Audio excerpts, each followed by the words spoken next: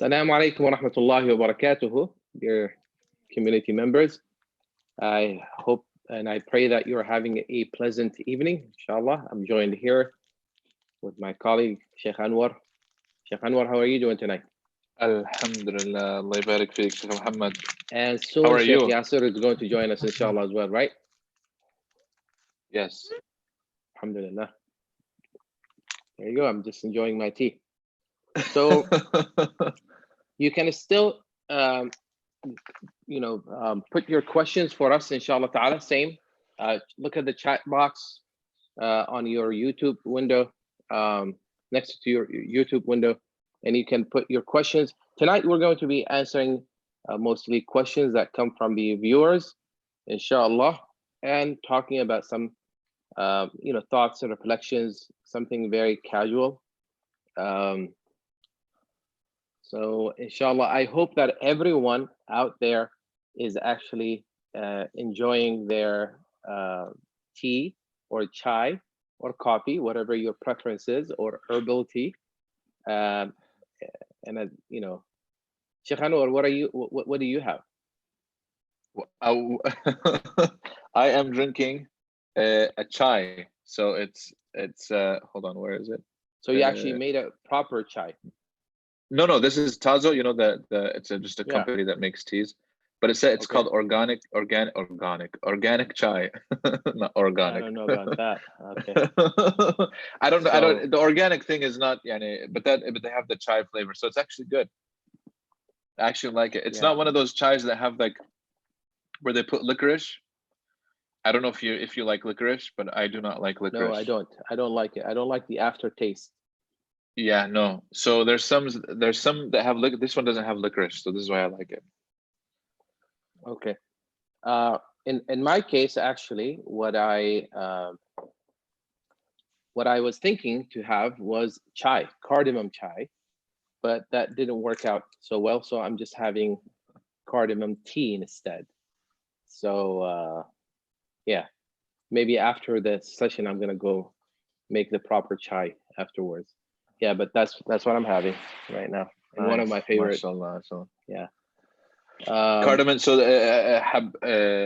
habhan. Yes. Yeah. Hale or habhan. Yeah. Nice. Yeah. Something maybe people who know me know that I love cardamom. It's like probably out of the 3 spices, cardamom is like my favorite. Number 2 is cinnamon, and then number 3 is cloves. Yeah. Nice. A mixture of all. So would you add all 3 to your tea? Not at the same time, unless I'm really like trying to feel better about something. Sometimes when you put a mixture, you feel like, okay, it's like hit and miss, right? Like if one of them doesn't like help my cold or symptoms or whatever it may be, may Allah subhanahu wa ta'ala protect and preserve everyone. You hope that the other one might be helpful. The other day I did something with all 3 and ginger, and I was like looking for other things to throw in there, like turmeric. It was fully loaded. It was weird. Man. I had a friend of mine. He's from Eritrea, and he used to put all 3 in his tea always. Like he would buy the sticks of cinnamon, and then the cardamom, and then the cloves, and he would boil them in the water before he even puts the tea. He would boil them for like 5 minutes. I'm like, man, that's too much. Yeah, the people of Harar, no, this is how we make similar, it.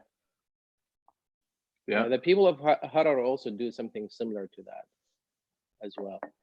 Yeah, but you can't tell which is which, right? It's like it becomes a very confusing drink. In terms of the spices, Yani? In terms of the spices? Oh, yes. Okay. No, I mean, it's very spicy, and I loved it. So like after, he was my roommate for like years and years. So even till today, sometimes I'll make it the same way. Just put everything in there and boil it.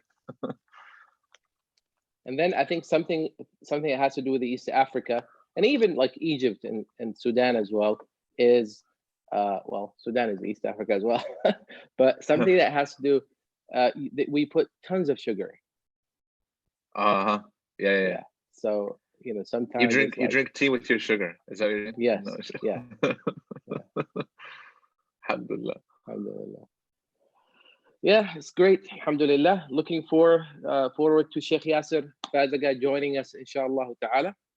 Um, in the meanwhile, how has you know, staying at home been for you? For me, Yeah, it's been okay, and I've been trying to like leave as much as I can outdoors with the kids and stuff. So we take them outside, play on the grass, walking around. Of course, I think the number one thing that I miss is going to the masjid. But other than that, I don't mind staying at home, if that makes sense. yeah. I think some of us are really not really bothered by staying at home, and for some reason, not leaving at all, not having to leave, you know, makes some people more productive than ever before. That's correct, actually. So Yeah, I'll tell you, like I was able to finish. There's a few books that I've been wanting to read, and I've actually been able to finish them because of the way that the schedule is working out, where you can just stay home and you have like big blocks of time and you can just like hammer through a project or whatever. So I've been able to actually finish a lot of reading that I've been meaning to get caught yeah. up on, if that makes sense. It definitely helps. Yeah, for anyone to have this kind of yeah. Of course, I don't want to take away from or dismiss how some people may be feeling now. You know, when it's one thing for you to choose to stay at home, right? It's another thing for you to be forced to be at home, right? Sahih. So Yeah, of course. yeah. So, you know, What do you one think? thing What that, do you think, Sheikh, of the people who liken it to staying in like they're like, oh, this feels like it's prison. This feels like jail. well, I'm like, you haven't been to prison, so you don't know what it's like. Not that I have. Well, Sahih. I mean, I went visiting, you know, Yeah. people or doing some chaplaincy in prison, but it's really not a pleasant, you know, feeling. So I wouldn't equate it to that at all. And I don't Yeah. think There's no it's not fair. comparison. Yeah, Yeah. yeah, No, sorry. yeah. I mean, plus your home, you know, whatever you have at home is by your own design and your own choice, kind of as well. Yeah. You know what I mean? Like, if you're uncomfortable at your home, I think you need to maybe rethink like what maybe you can do to make it more comfortable. No comment. I'm not saying that. Yeah, I'm saying in general, yeah. Obviously, you know what I mean. Like, if a person is at home and they're bored, yeah, I think they should talk to one of us. yes, There's a lot of things that that person can do, and if for me, well, it's been the opposite. Like I've actually become busier because I have a lot of things that I want to do before life returns to normal, in terms of like research and you know some books that I want to finish reading and some writing, etc., etc. So I think, yeah, I think we can pick a hobby or two. There's a lot that can be done. Um, Actually, someone asked a very interesting question. I'm going to hold off to that question um, until Sheikh Yasser comes. But yeah, we have multiple people who are saying that they're drinking Somali tea, alhamdulillah, as we speak. Wow, we have three people. We have three people or three families that are currently, as we speak, drinking Somali tea. This is phenomenal, alhamdulillah. It's great. that's funny. You know, when is the best time? Okay, I'm just gonna go over this. When is the best time? When do you do your adhkar al-masa, the evening adhkar? After Asr or after Maghrib? It depends. So sometimes it'll be sometimes it'll be Asr, sometimes it'll be after Maghrib. This thing I guess is it very depends on hot. how busy. Sorry, I don't mean to cut you off. This thing is very hot and it burnt my tongue. Like, I can't believe I'm saying this live right here. So I'm gonna put it down. Uh-huh. Yeah. Be careful. It's a loaded weapon, huh? Is that what Which you're saying? reminds me of the fact that I did not say a very important dhikr that should be said in the evening, every day and every night, meaning every morning and every evening, right? بسم الله الذي لا يضر مع اسمه شيء في الأرض ولا في السماء وهو السميع العليم. بسم الله الذي لا يضر مع اسمه شيء في الأرض ولا في السماء وهو السميع العليم. بسم الله الذي لا يضر مع اسمه شيء في الأرض ولا في السماء وهو السميع العليم. Yeah. But I agree with you. Some of the adhkar, I think, are, you can say them after Asr, and some are to be said after Maghrib. Yes. Yes. So yeah. I mean, and I think al-amr fiha sa'a, from what I remember some of our mashayikh saying, it's true. It's not like if you miss it, khalas, you don't say it. No, of course, you know what I mean? And some prefer at one time, some have more time at the other. As long as I think the person is saying it, I think we're okay, inshallah. Yeah. Obviously, let's say if the dhikr is something that you say after the prayer, after Maghrib prayer, like reading Qul huwallahu ahad, Qul a'udhu bi rabbil falaq, Qul a'udhu bi rabbin nas 3 times, that you would say after Maghrib, right? Yes. And that counts. Would that count? And I remember one of the mashayikh, he said that it's 3 times after Maghrib in order to also count towards adhkar al-masa. No. Because the other salawat is just once, other than Fajr. So Fajr and Maghrib, it's 3 times, if I remember correctly. True. No. True. Subhanallah. Now, Barakallahu feekum. Munawwareen. Those who are saying, it's great to have you, mashallah. Barakallahu feekum. Sheikh Yasir. Can someone call Sheikh Yasir Fazaga? Sheikh Yasir is supposed to be joining us momentarily, inshallah ta'ala. Yeah. What other adhkar, do you think are more appropriate to be said after Maghrib rather than after Asr? Obviously, like if they're adhkar al-salah, if they can be combined both, then you know what I mean. I think it would be appropriate for after Maghrib for sure. If the person is doing that, I think one of the best books that I read about adhkar in general, now that I'm thinking about it, was the book by Bakr Abu Zayd, Sheikh Bakr Abu Zayd, rahimahullah. Amazing Sheikh.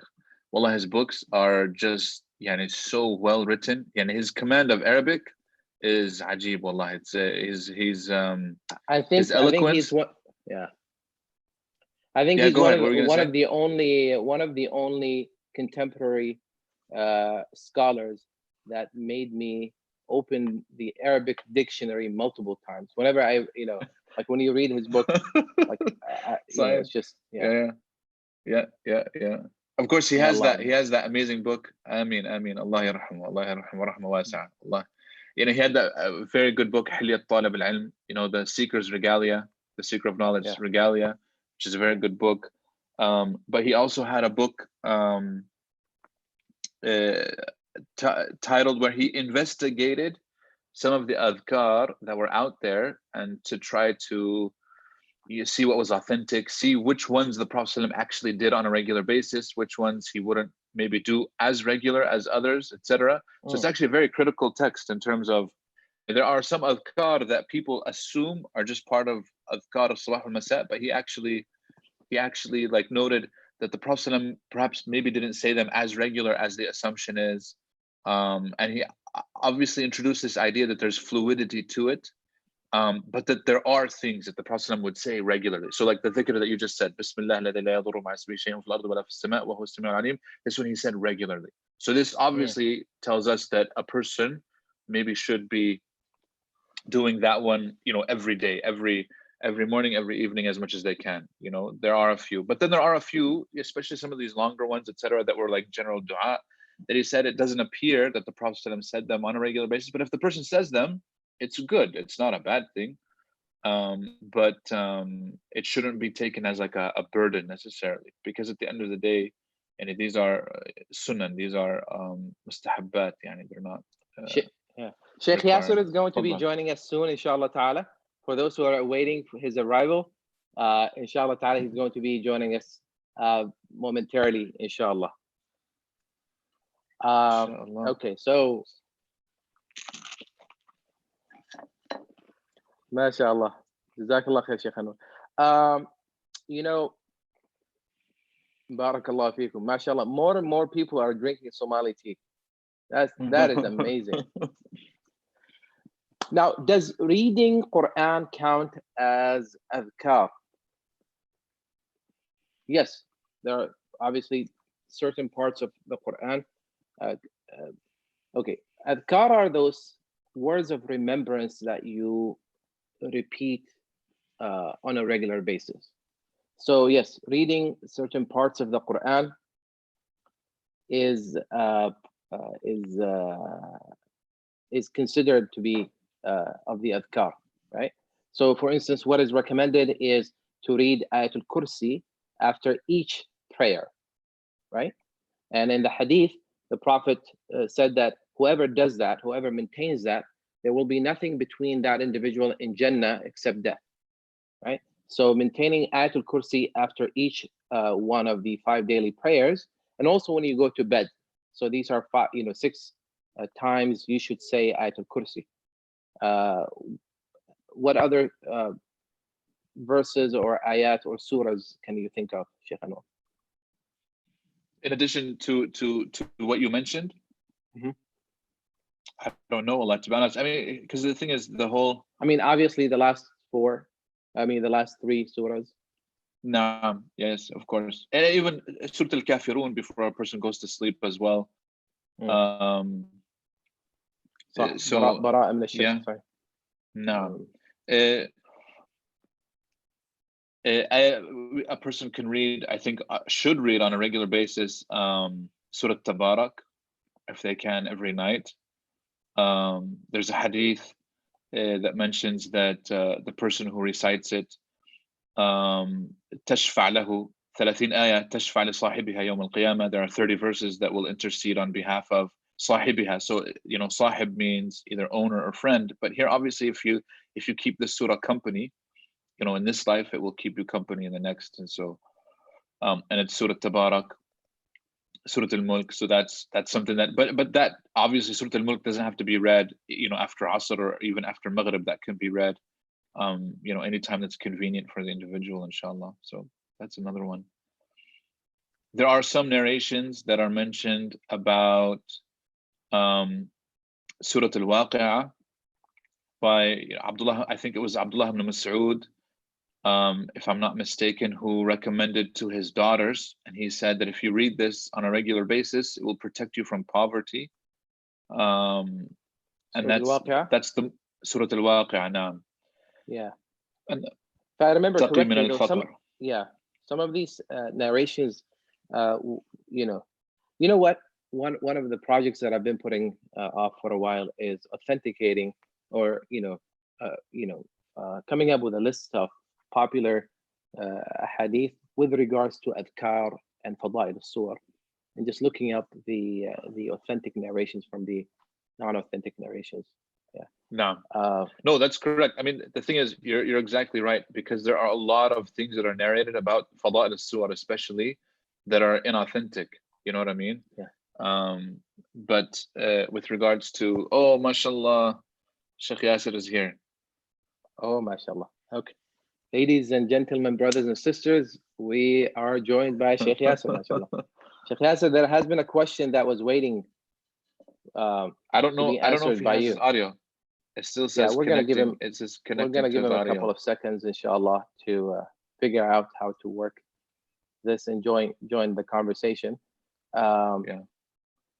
You mentioned this the other day. I was asked about Salat al-Tasbih, right?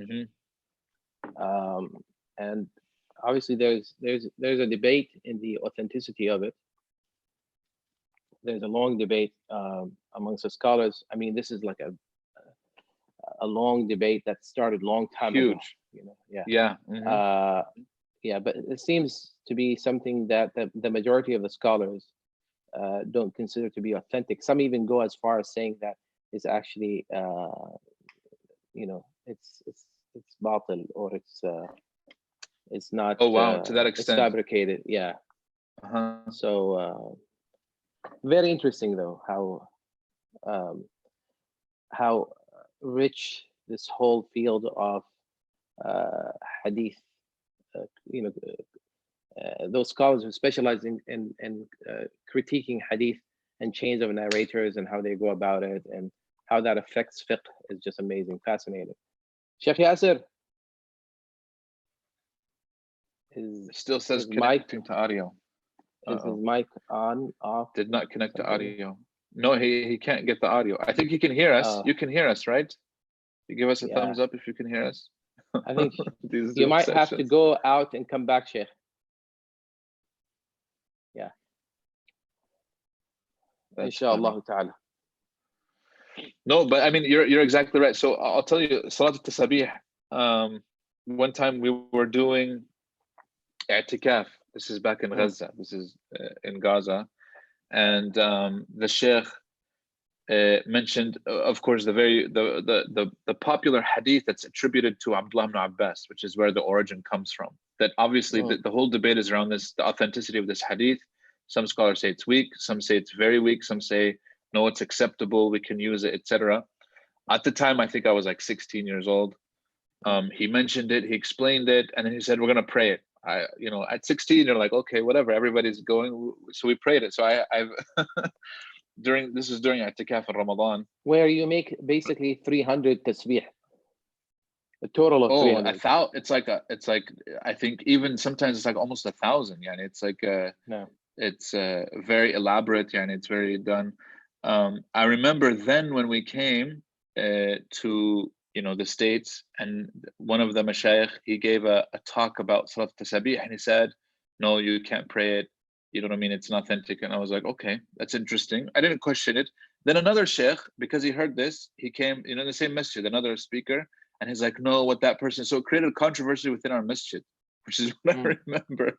You know what I mean? You had two sides and they were arguing, and there was this big, and we had to kind of come in and say, guys, this isn't worth to argue over, to create a division. But it almost did create division, because there were some who were like adamant against it and some who were adamant for it. And sometimes we kind of have to relax on these types of issues, especially when it can create dissension and differences among the brothers.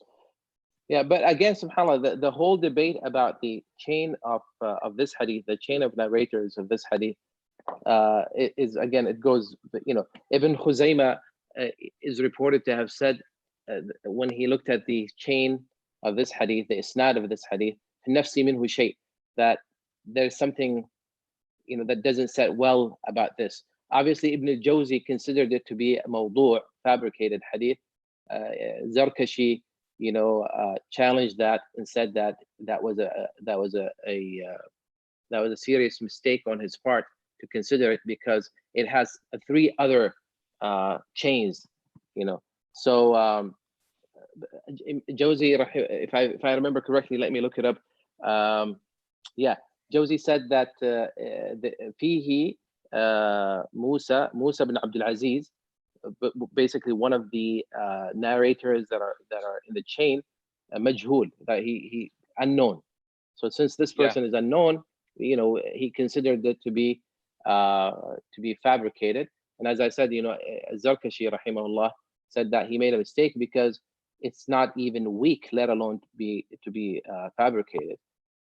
So he considers it to be sound, right? So it's like an old debate, between one of the interesting commentaries that I two very interesting commentaries on this hadith from contemporary scholars was one was Dr. Yusuf Qardawi, the other one was Sheikh Mohammed bin Uthaymeen rahimahullah. And one thing that stuck in my head that Sheikh bin Uthaymeen said, he said ibadat, this seems to be, if it's authentic, it seems to be something that the Prophet ﷺ shared with his uncle, right? Al-Abbas. This goes back to. And none of the other Sahaba are reported to have been given this or taught this by the Prophet ﷺ. So and it's not a prayer that basically is like every other prayer. So and also it says that you should pray it daily in one of the narrations. If not, you should pray it once a week. If not, then once a month. If not, then once a year. If not, then once in your lifetime, right? Sahih. So they so he and Shaykh al-Uthaymeen rahimahullah says that ibadat, al-asl fi al-ibadat tawqif. How do you translate that? That we stop. I mean, the word waqf means to stop, but I mean that whenever it comes to an act of worship, we have to stop before we do it to make sure that it's actually an act of worship. Yeah. So it's something that we can't perform or do unless we have unless it's sanctioned by the Sunnah of the Prophet sallallahu alaihi wasallam, unless we have something like clear evidence that it's actually done by the Prophet sallallahu alaihi wasallam, or unless we're commanded to do it by Allah or His Messenger. You can't worship Allah subhanahu wa ta'ala or improvise and do things on your own. And this is, by the way, this brings me to a very interesting topic. So the Shaykh says that unless there is like a strong evidence that says that this is something one should do, that he wouldn't consider it. So he sees that it's better not to pray it. This is Shaykh bin Uthaymeen. But brings me to something that was mentioned by some people, which is, why don't we worship or why don't we do Jum'ah, for instance, from home? Like we do once we broadcast Jum'ah and then everyone prays Jum'ah at home, right? And this is, again, this goes back to this, it violates this same principle that when it comes to ibadah, we can't improvise. We cannot just, come up with our own version of it, right? With our own, touch, our own style. So ibadah, Allah subhanahu wa ta'ala, even the angels don't dare to praise Allah subhanahu wa ta'ala or say, worship Allah, except in a fashion that Allah Azza wa Jal Himself inspires and sanctions, right? Sheikh Yasir joined us. Okay, I see him in and out. I think he's having some technical difficulty. So hopefully, inshallah, maybe someone from our tech department can assist him, help him, inshallah ta'ala, get his camera and his microphone working. But Sheikh Anwar, I have to ask you this question. I was waiting for Sheikh Yasir to come in. How are you coping? How are you coping with no Starbucks? Or are you going to Starbucks? Maybe he's going. I don't know who asked this question. There are a lot of people interested to know, So I think it's the number one question. Number one question is, how are you guys coping without Starbucks? And I think this goes to you.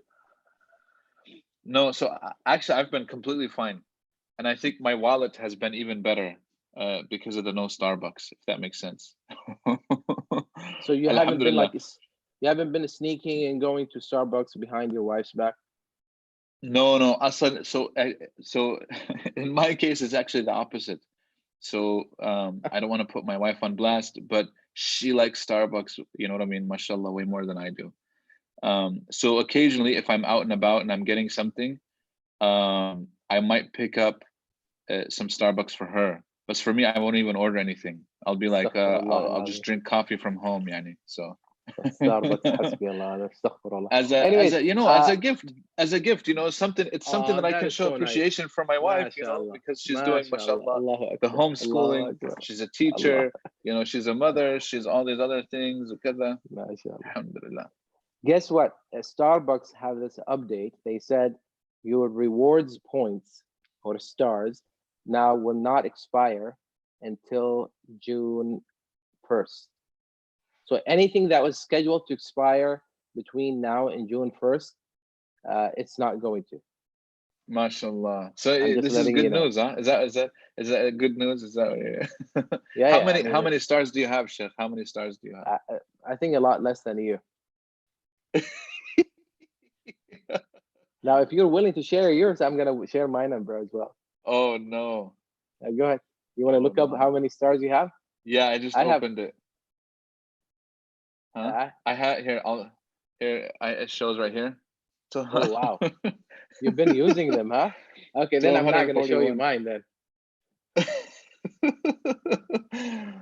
Yeah, It's good, alhamdulillah. my Do you have way more than that, huh? not way. No, but you know, one thing that I appreciate about this is that I discovered that you don't really have to drink coffee, or you don't have to. You see, I hate addictions. To be honest with you, I hate addictions. Once I become so used to something and I feel like I'm becoming independent, you know, I'm becoming dependent on it, I just quit, like cold turkey. I stop, just kind of force myself. Uh, of course, except marriage, obviously, you know. That's a good But one. yeah, May Allah give you barakah, inshallah, but in your when it marriage and in comes your to family. to Starbucks, you really, you know, you really don't need it, you know. And also, you can make things at home. It's a lot cheaper, you know. Well, and There's sometimes it's a actually lot better. one of our community members, Dr. Qureshi, Nu'man Qureshi, one time gave me something. I have no idea what it was. I used it twice. It was amazing. He said it's like Pakistani coffee. I didn't know that, you know, Pakistanis had their own coffee, you know. So no, please, no offense to anyone out there watching, but it was amazing. It was like this, like Nice. foamy, this like creamy coffee, and I used whatever he gave me. Like I made, I think, 2 or 3 cups with it. It was fascinating.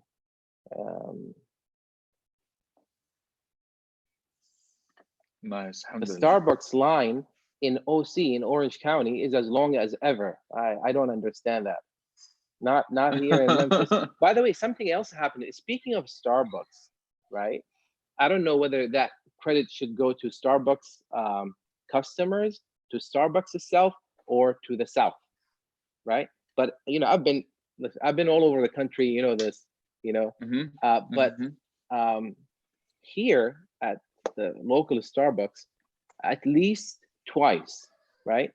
Whenever I came up to the window to pay, I'm told that someone else paid, right? Yes. And you know, I'm not sure whether it's something that happens on Sundays or it's something that happens like frequently. I may have told you this. Remember when we went, you and I went together, and then we asked the cashier, and she says, "Yeah, this happens frequently," right? Yeah. So I mean, Yeah. I was like, Yeah. Southern hospitality is not a joke. No, Mashallah, it's a true. real thing. Yeah. It's a real thing. Mashallah. Inshallah. Yeah. Allahu Akbar. They're very generous.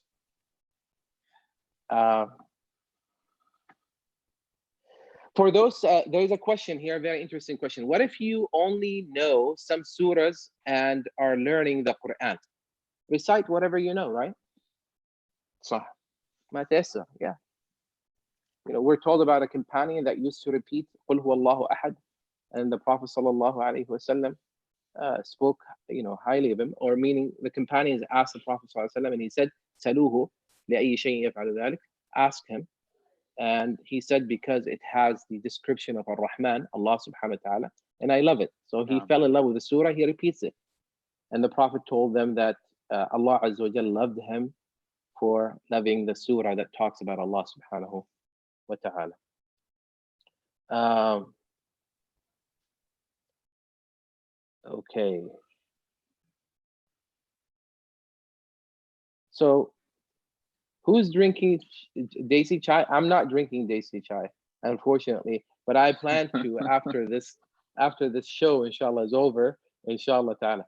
I plan to try my best to drink to make proper desi chai. But you know what? I can't. I actually don't even have the proper spices for it. I don't have the proper masala for it. So unless I can just mix something here, but yeah. You know, and it's like something that I only drink when I go to Medina, Mecca and Medina. I don't know why. You know, no. Sheikh, one time we were in Mecca. There was an old, I think he's from India, brother. He could be Pakistani. He's from the subcontinent, yani. He took some Zamzam water and he had a battery-powered water heater, water kettle, and he made chai in the haram. with Zamzam water. Wallahi, Shaykh, it was the best chai I've ever had in my life. We I drank, never. Wallahi, it was amazing. Hmm. I don't know who the guy let me is see either. what happened to Like Sheikh we Yasir. sat down. I have We Sheikh sat Yasir with down me on the phone. and- Assalamu alaikum, Sheikh. Oh, okay, go ahead. Hello. Assalamu alaikum, Sheikh Yasir. How are you?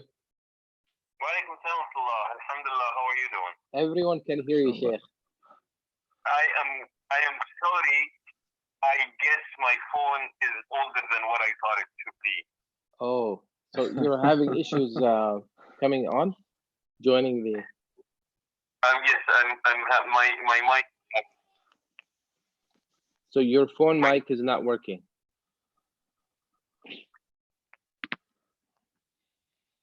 Sheikh Yasir's phone. Okay, Sheikh Yasir is using an ancient phone, dinosaur.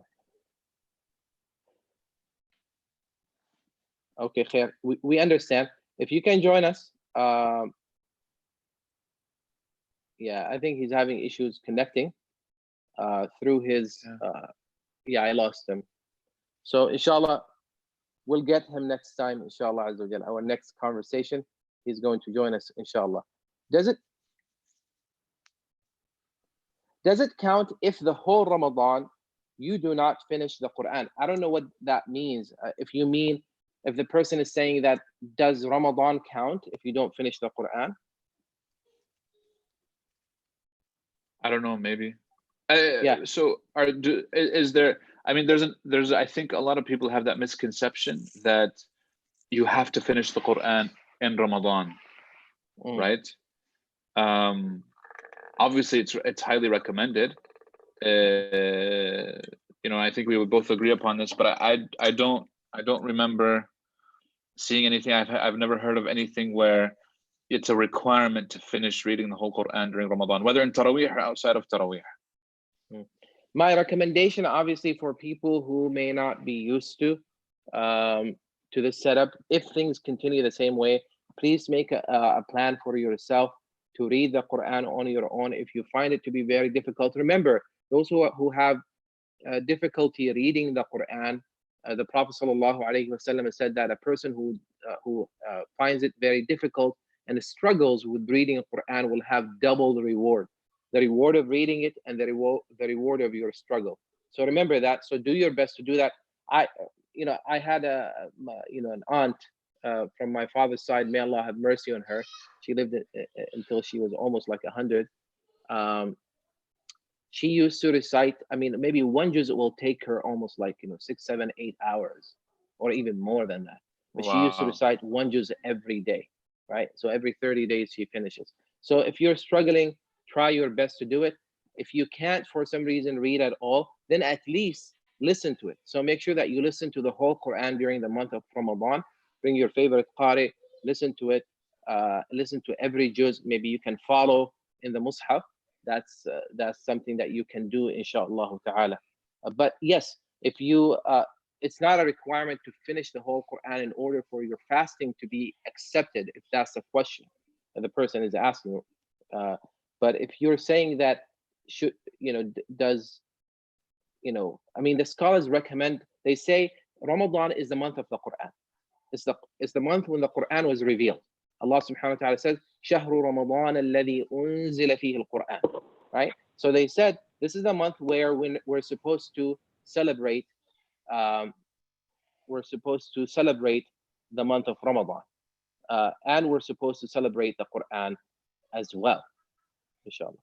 Oh, mashallah, we have Sheikh Yasir with us. Assalamu alaikum wa rahmatullahi wa barakatuh. Wa alaykum assalam wa rahmatullahi wa barakatuh. I am sorry. I was hoping to be part of this. Oh, am I part of it now? I think I am. You are, yes. You are part of it right now. We can't see you, but we can hear you. Okay, I think. You can see me now? No, we can't see you. We can hear you, but it doesn't have. We don't have to see you, Sheikh. It's okay. Yeah. No, the only thing is it's putting like a phone number up for him as a speaker. It's okay. His phone number is public anyways. Yeah, got it. Sorry. So yeah, so like I was saying, man, I just found out that my phone is old, which is a blessing, alhamdulillah, ya Rabbil Alameen. So, but it's good to be with you. What did I miss? People are wondering, Sheikh, we're getting questions. People are wondering, Yasir, people are wondering how you are coping with not being able to go to Starbucks. Obviously, people need to know what you're doing with that.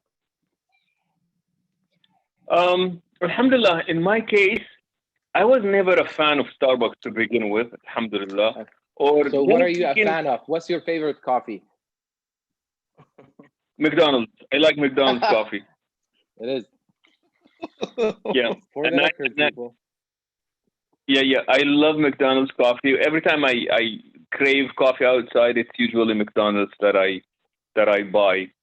So and to be honest with you, I think McDonald's coffee is actually better than a Starbucks. It's just, yeah. And how are you all coping with this? I know you all miss your coffee and what have you, but generally speaking, how are you all doing? Alhamdulillah. How about you, Sheikh? Oh, now we're getting a lot of questions for you now, man. Alhamdulillah.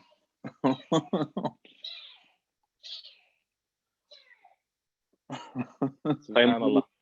Yeah. There's that question. I can see a question about the health worker. Do you see that one, Sheikh? No. The health worker who needs to wear a mask. There's a question about a health worker who needs to wear a mask. Go ahead. What does it say?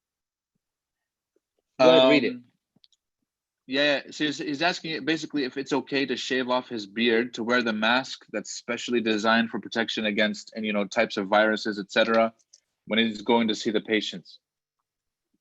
Yeah, that's a very good question. Actually, this whole issue of shaving the beard for healthcare professionals was brought up, and the Assembly of Muslim Jurists in North America, the scholars there discussed it, and I think we also kind of addressed this when we had Dr.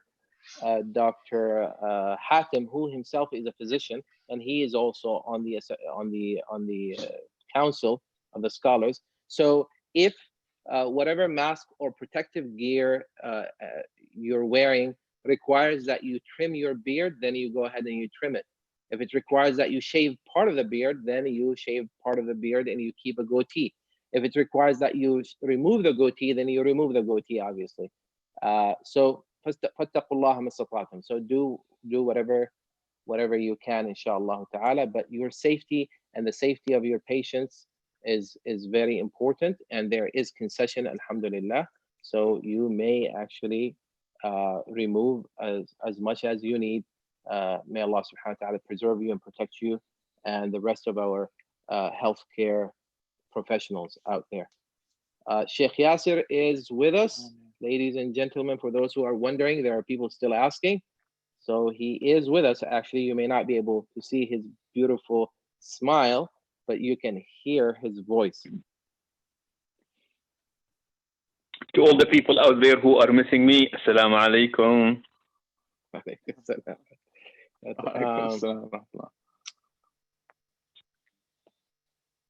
Okay, some people are asking some personal questions. They're wondering what you two are doing in your free time during this quarantine. Sheikh Anwar. So I've been catching up on some watching that I haven't been able to do before, Netflix or some other things. I love documentaries, and so there's a few good documentary series that I've been watching on there. But then there's a few like reality TV shows that people were talking about, and I watched because of friends' recommendation, and it changed my life. So, how about you, Sheikh Yasir? What are you doing in your free time? Honestly speaking, I catching up on sleep, in all honesty. Where I am right now, I don't have a TV. So, alhamdulillah, I haven't been watching anything. But two things I do. Catch up on sleep, and I love some YouTube lectures. That's what I'm doing. And, some reading here and there. And That's in my free time. But alhamdulillah, oh, I also found out that I am really, really out of shape. Like every day I get multiple evidence that I'm out of shape. Did you just find that out now?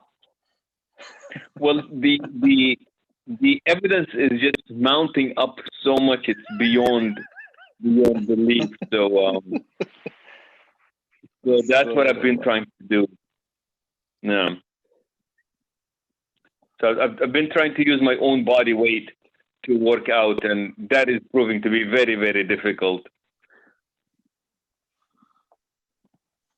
All right. So I'm still laughing. So, haram.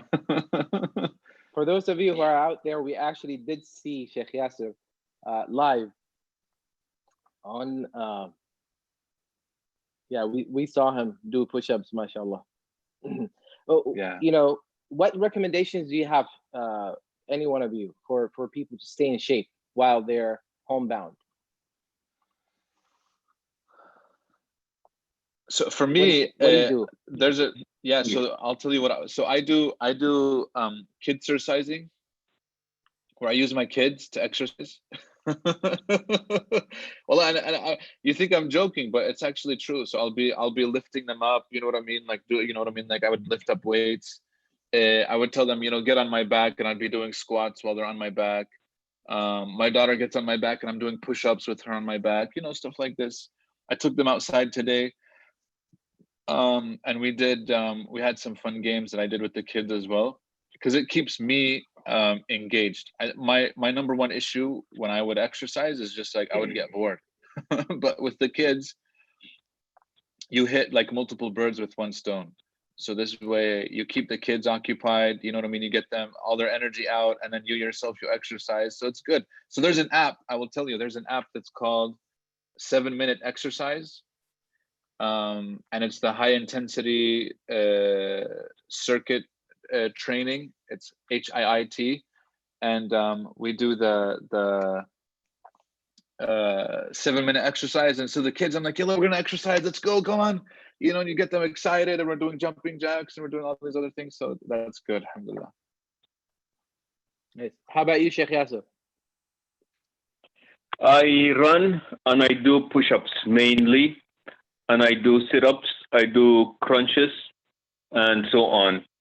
But I think what has been working out for me at this point is just running. I find that to be it's a great way of just, I guess, staying in shape. But to the people out there, I think one big issue that we are seeing is people who are emotional eaters, people who eat out of boredom, not necessarily out of hunger. And that is a terrible habit to get into. So if you are able to control yourself, that please do not eat out of boredom. Eat when you need to, but not because you just simply feel like it. And I think, people stress the importance of diet coupled with good exercise, because poor diet, even with a good exercise, is not really the best combination. So a good diet with moderate exercise is actually much better than the other way around. But people find comfort in food, especially in sweets, especially late at night. That is not a good idea. So if you can stay away from that, that will be good.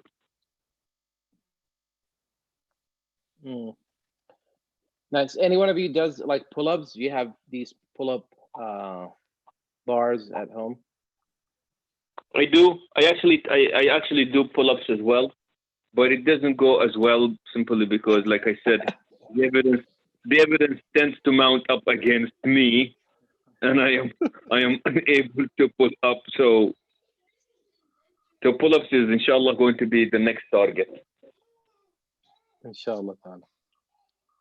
The next target. Oh, nice. I think you can get them from Amazon. You don't have to go to Target.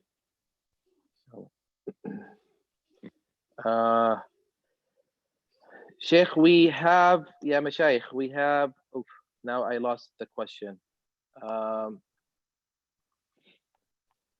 Yes. Okay. We're having way too many questions that I can focus on. When do you? Yeah.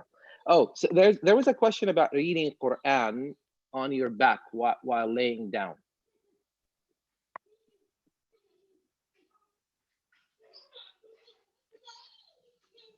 Any one of you wants to answer that? You mean the permissibility of it? Obviously, it's permissible. Allah subhanahu wa ta'ala says, doing dhikr, Allah Azza wa Jal praises those who remember Him and do dhikr, standing, sitting, and yeah. Sorry. The person that asked the question is asking if they're using their like smart device or their cell phones. I don't see anything wrong with that if the person is resting, as long as you're not, being. Now, if you have the mushaf, the actual mushaf in your hand, you just have to be very careful. Obviously, you don't want it to fall. You don't want it.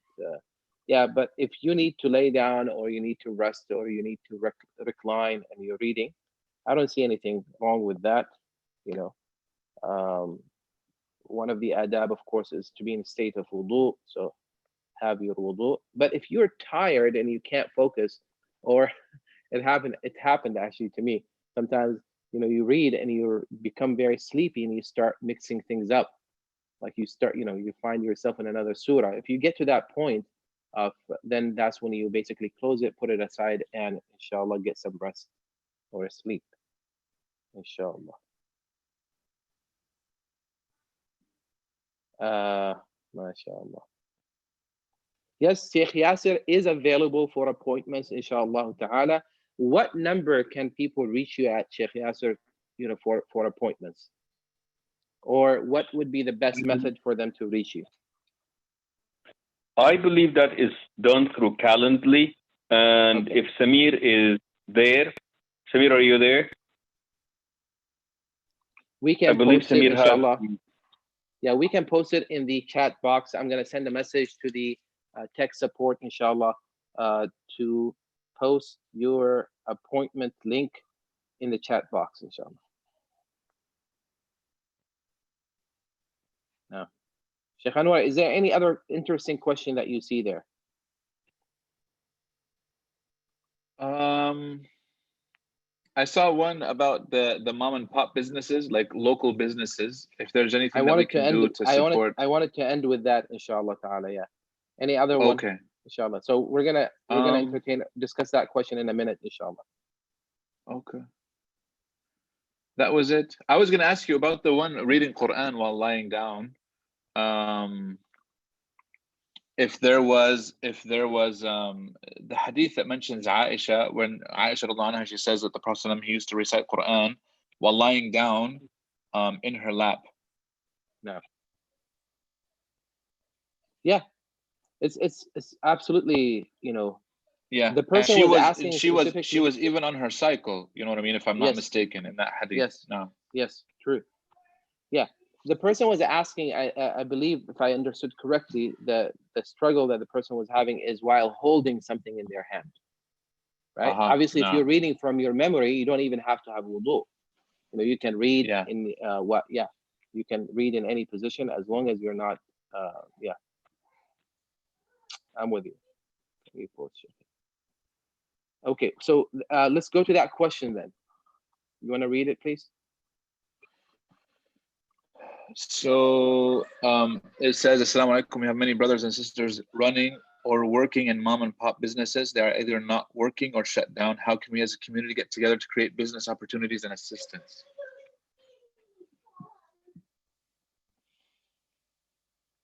I think obviously this is a very important question. Supporting our Muslim brothers and sisters, especially in their businesses, their livelihood. I mean, this is important. But what can we do as a community? I don't know. What do you think, Sheikh? Well, first of all, I mean, my heart goes out to anyone who has been affected by this situation in any way or fashion. May Allah subhanahu wa ta'ala ease their struggle, and may Allah subhanahu wa ta'ala give them strength. And obviously, we do have to, in addition to, besides praying for them, we have to find ways, inshallah ta'ala, to help and empower our community members who have been affected by this. And inshallah, we do have, certain funds, I think, in various masajid. And I think as a community, we can come together. This I think can present us with an opportunity, inshallah, as a community to come together and do something. Sheikh Yasir, what would you like to say about that, or what word of advice do you have to for anyone who has been affected by this, especially like financially? Yeah, I mean, obviously, becoming aware of the resources that are out there is very crucial at this point, depending on what the person does or what they qualify for. I think that is very, very important. So becoming better informed, enlightened, and empowered, and seeking that opportunity that has been presented by the stimulus package, that is one. Also, I really like to make it a habit of mine that if there is something that is within the community, that I always prefer to buy from within the community as a means of empowering each other. And I think that getting on this habit is also very crucial. And so that's what I would say.